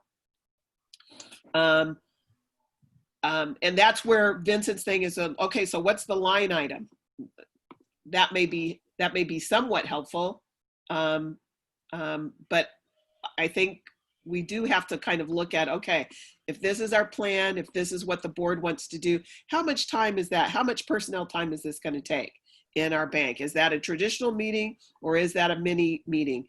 Is that, and then I look at these and say, in these 5 traditional meetings on the max end, is that also our outreach, our community outreach? And if it's part of our community outreach, then how would we use that best? Would it be, subgroups coming up and preparing a webinar, or what? Those are all things that we need to discuss. So we're going to have to, we as a subcommittee are going to, as a steering committee, are going to have to talk about all those things and all those ideas. That's why it's going to be important what the tag comes back and makes it as a recommendation to the steering committee as to how they want to be able to function with their time. What's the demand on the bank account? I don't have any answers. I'm just saying this is all the stuff that's being brought up with this. Okay, anyone else? I'm sorry. Stephanie, go ahead.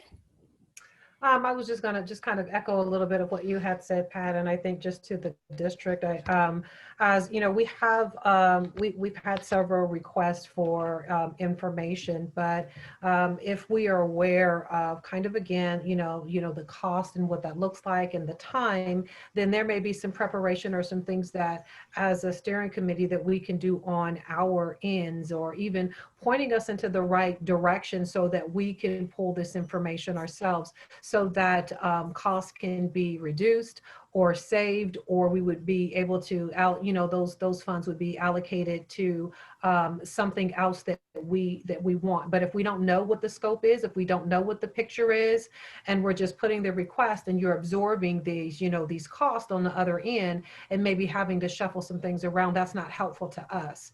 And so I do get, I believe, what Vincent is saying. Okay, so how much does it cost? What's the cost? Because that may mean that something else in another area may have to go undone. So just kind of helping us along with that, so then we can really team and partner together on some of the requests and what that looks like moving forward, because we want the best that we can get for our communities. And so if that means that we step up and we aid and assist with maybe some information or having some mini meetings or whatever that looks like, I think that we would be agreeable to that. We just need to know what that's going to look like for us as a steering committee. So any information that you can share, forthcoming with that would be very helpful. Certainly. And, on that note, and I apologize if someone else was ready to, had another question from the committee itself at the moment. I do think that that's something that, as we do hear some of these requests, maybe even before we start diving fully into it on our end, we can provide some feedback back to the committee in terms of like what we think that would, like what kind of time commitment we see is going to be to answer A or B, to your point that you need that information in order to make the decisions that are most important for the committee and the community. And then one other thing that I'm sorry, Patricia, that I'd like to say, Go right ahead, Stephanie. In addition to some of these things that are coming forth from the steering committee, is also a part of some inquiries and some things that you would get from the community, period. And so with that being said, outside of just this, how do you respond to requests for information and different things that are coming from the community, and then who absorbs those costs? So I think that there's some things that are kind of, parallel there, that every question that's raised or suggestion or recommendation in my mind, and I'm just saying this, wouldn't necessarily have to fall under costs coming from this particular group, because there's a responsibility for information and outreach and transparency prior to this even coming for any public service organization. So to me, it seems like that there would be some additional things. And so, maybe looking at where those things can be maybe leveraged. And if this is and maybe there's a different form where we can direct some of our questions and our concerns to, if that would ease up the burden here, then again, just kind of pointing us in the right direction. I'm okay for finding something on the website and not having to have your staff use their resources to navigate me through, all of that and take away from something that they can be doing. Again, just kind of sharing those different resources and tools. And then I think that we can also utilize that to take some of the burden off of the staff. Just tell me where to go, that type of thing. Thank you. And to that as well, great point, Stephanie. As we develop a library of the meetings or whatever else, do we have a clear way that people can go back through and find these links? Looking at the webinars that the district has put out, if we have questions about heat and weather and blah, blah, blah, maybe one of the others have already put that information out. How would we be able to get to that webinar, review it again, and bring ourselves up to date? Those are some of the resources. But as I'm looking at my bank account, right, I need to know what a traditional meeting takes to make, how much staff time does it really take? So that we can kind of understand if I'm saying 3 traditional meetings and 4 mini meetings or whatever. So I'm looking at what I can do. Is there some type of breakdown that we can get that's helps us better analyze this? I did also want to make a point you had brought up, and I do appreciate the issue about stipends being reviewed, and I was glad that CARB has gone back to review that, and I know there's going to be further discussion on that issue. But I also wanted to make it clear to the membership that it was the feeling of the meeting that I participated in last Friday that CARB was saying and had heard from the other groups that that money was not to come out of the implementation grants itself. They're trying to find other sources for that so that 100% of the implementation grant can be used to implement AB 617. So that was just a note that I heard on that. So just wanted to call your attention to your time where it's 7:48. So we have this budget issue. The next item is talking about what you want to focus on for the August meeting, and that gets into your polling on topics. And, you know, part of what you all may be wanting to think of, what are your really highest priorities for your meeting time, given that you'll have fewer meetings going forward. But wanted to turn it back to Pat. Oh, okay. So let's move forward with that. That would do the next slide if we can. Thank you very much, Mark. And then I want to make sure that we're leaving room for public comment, because I'm sure that there's a lot of public comment. In my mind, this is the order in which our survey came back. We've tackled the tag. That's why you're not seeing it there. Next thing on that was amending of the charter. And that really also was going to also discuss steering committee membership and what we were going to be able to do with that. Agenda development process, best practices, pre-cert preparation. Those were the things. I had asked if Stephanie Williams would be interested in leading the reviewing the charter and the charter amendments, putting together a small study group with that to come back with recommendations. But I think that is absolutely essential for us to do so that we can start getting that recruiting up by our September meeting. Those are my thoughts. Any other thoughts, members?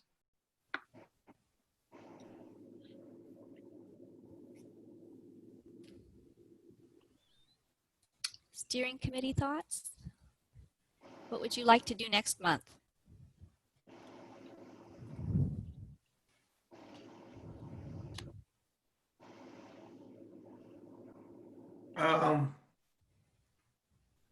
I would like to see us work on amendments to the charter, just like the list says. Yeah.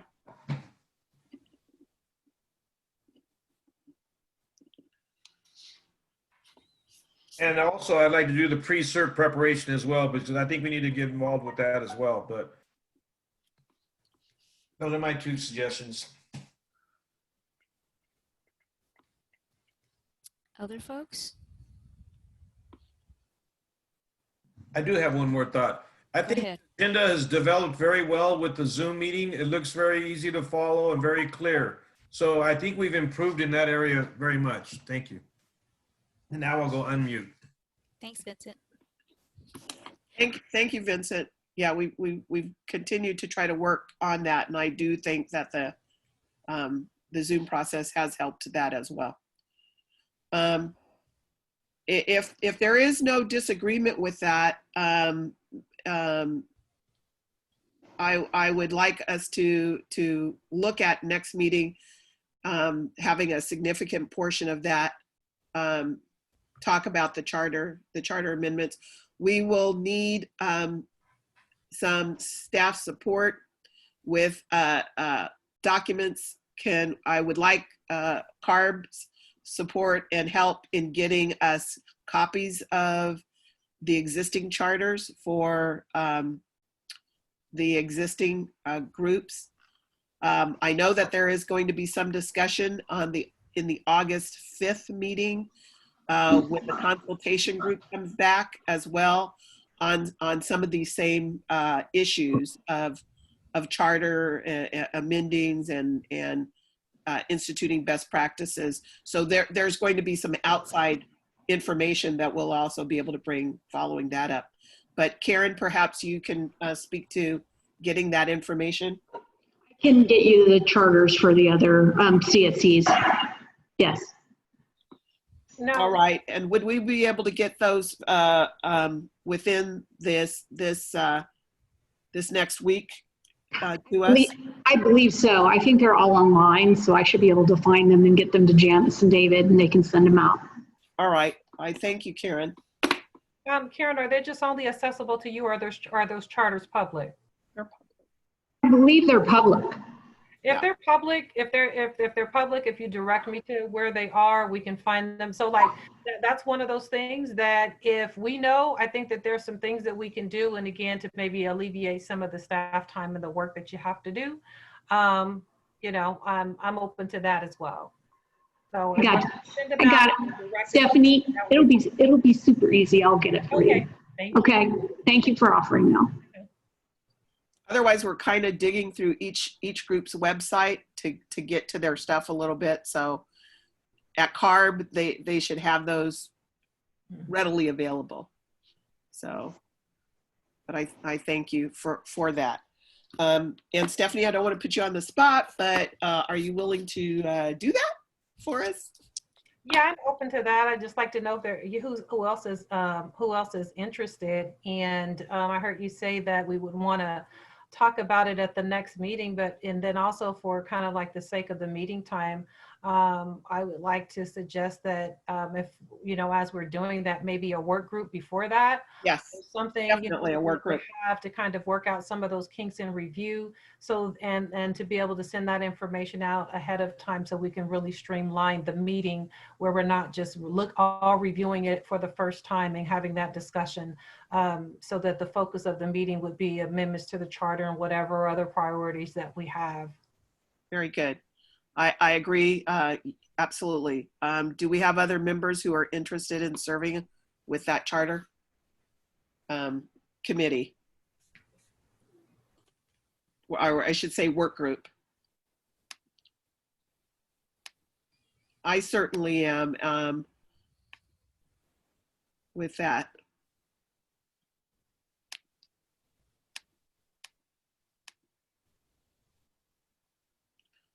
So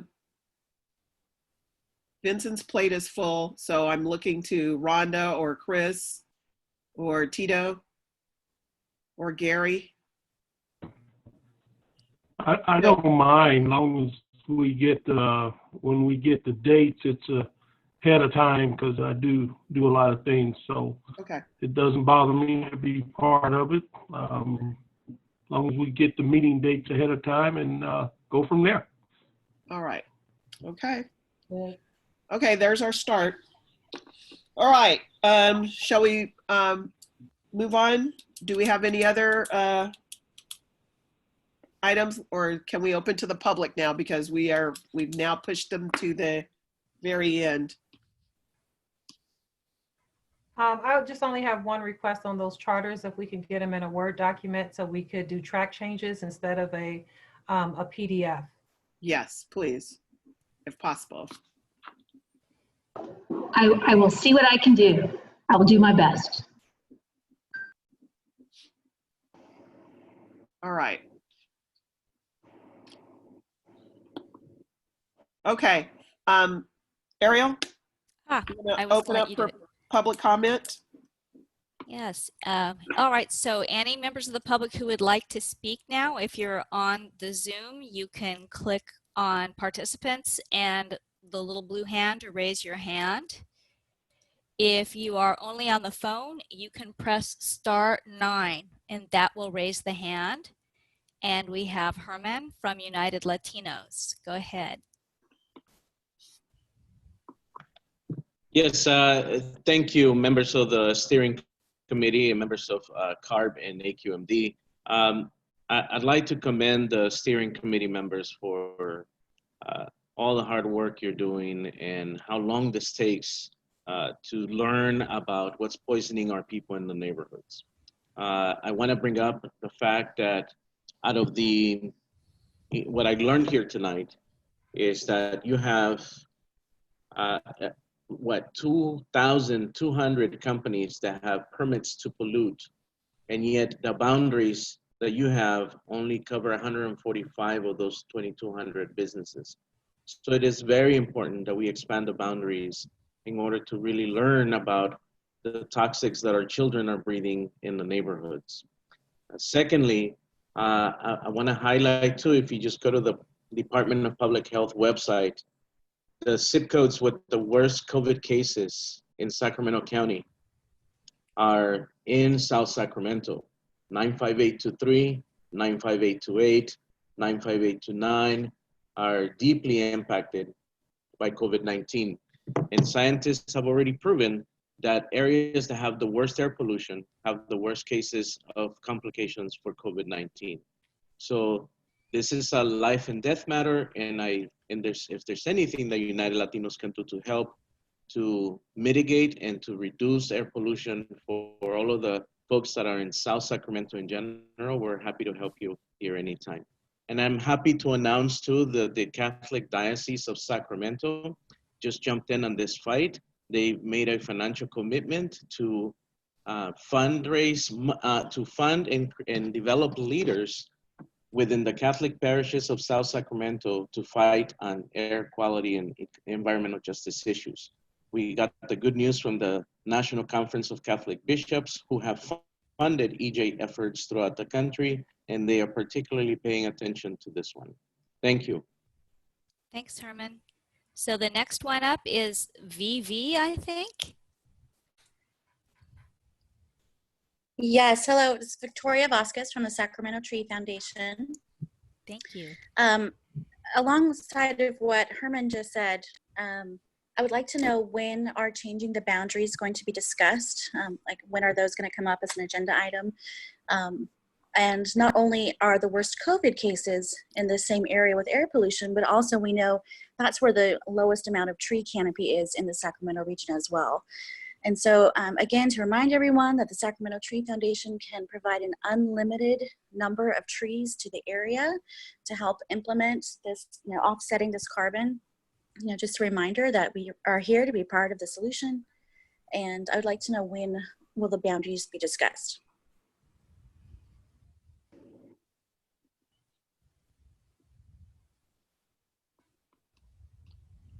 I'm just going to do a quick response. Am I on? Yes. Can you hear me? Okay. Victoria, this has been a struggle. Now, as we're looking at our budget, if we're take on that boundary, that would be a revise of the camp at this time and the boundaries.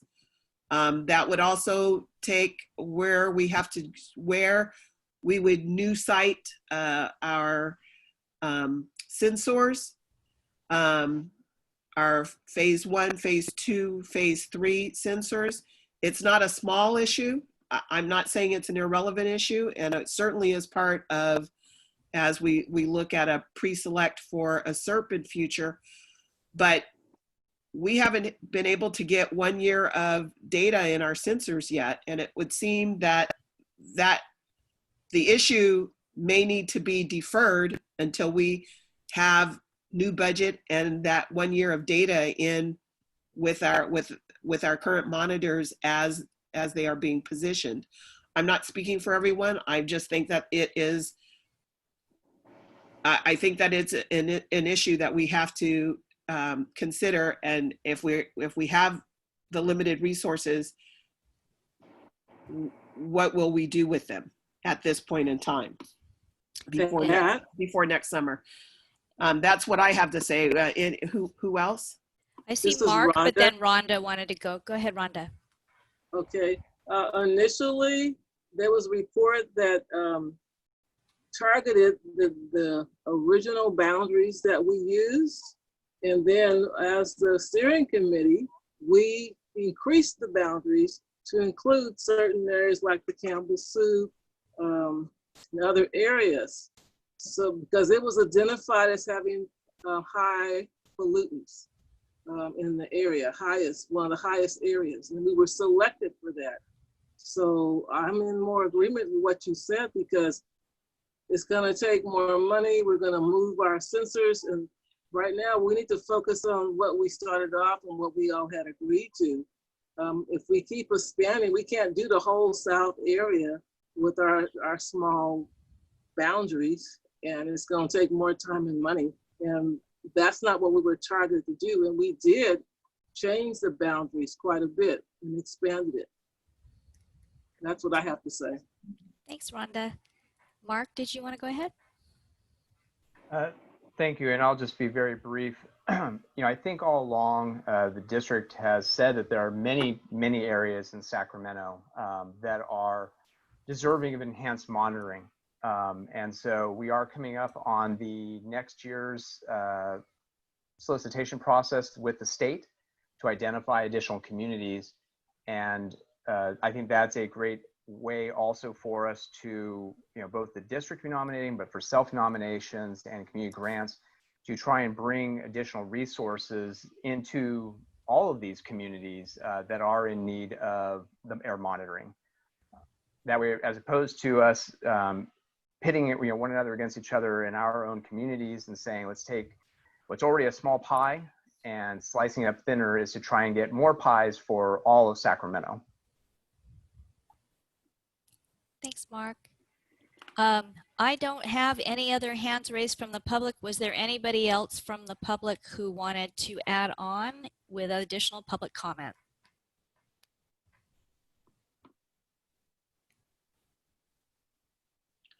Mark, can I get some clarification as to when that solicitation, or perhaps Karen Buckley knows when that solicitation is, and what are the precursors that need to be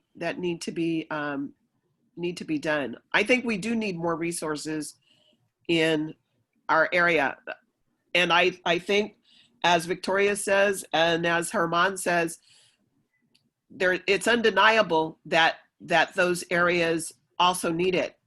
My concern is what little we have right now, we're going to spread it over the entire South Sacramento area. The South Sacramento area goes clear to Highway 50.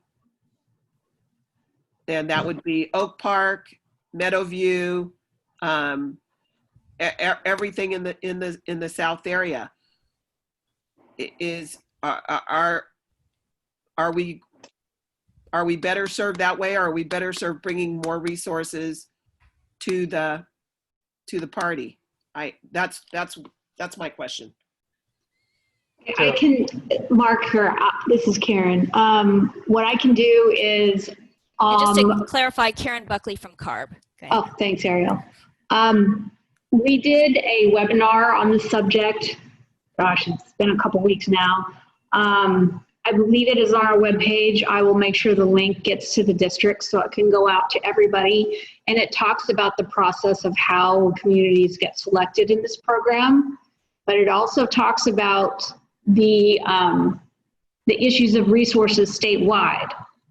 So, and how many, basically it's telling us that this year, unless the budget changed significantly, there's probably only going to be 1 or 2 new communities. So that is something to keep in mind. And, oh, thank you, Adrian. He just posted the, he did that for me, thank you. So you guys now have that link and you can check it out. And, well, Alberta is also helping me too. Unfortunately, it's not likely, is what he's saying. So that might have been for something else though. It was. Yeah, it's like the chat comes up and you're like, oh, is that for me? So have everybody look at the webinar. It's also on our webpage. I can make sure that you guys get that as well. And and you can always, like Mark said, you can do the self-nominations. The other thing that you guys will need to vote on is whether or not to move to a SERP. I need to be able to tell my board that. And that will be in December, but I would need to know. I will work with the district so that we get an actual date of when we need to know. It's probably October or November. Okay. So Herman had his hand up again. Did you have something quickly you wanted to add? I just want to share with the steering committee members that I understand the designation can come with limitations, but I'm speaking beyond the AB 617 efforts. We can do a lot of things to cover monitoring in all of South Sac without really pushing into AB 617 resources. We can support the IVAN network, which we're coordinating with Imperial Valley to expand here to Sacramento County. The network of community EJ groups down there have committed to walk us through that process and how to implement that. So don't worry about the resources part, and we're definitely happy to work with the steering committee on developing in realistic phases that eventually will cover all of those lives that matter to the people of South Sacramento. So I don't think, I would hope that nobody's scared about, oh, they're gonna take away from our resources.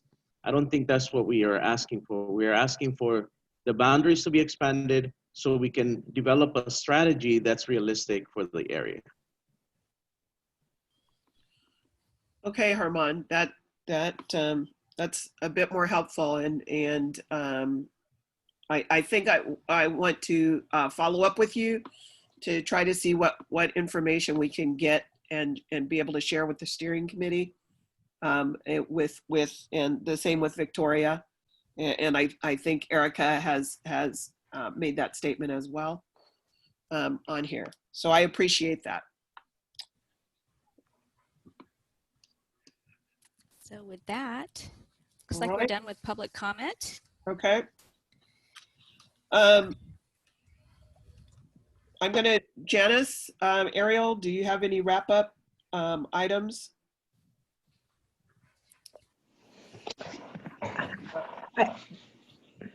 I don't. Actually, Janice, if I may real quick, once we do end the meeting, there was a request earlier about just showing how people can get to that data on the webpage. So once the meeting ends, I'll stay on and take about 5 minutes just to show people how they can get to that data for anyone that's interested. Okay. Our next meeting is scheduled for Tuesday, August 25th for the steering committee. For the TAG meeting, our tentative schedule, and there will be, of course, follow up with it from Vincent, but that's for Wednesday, August 12th.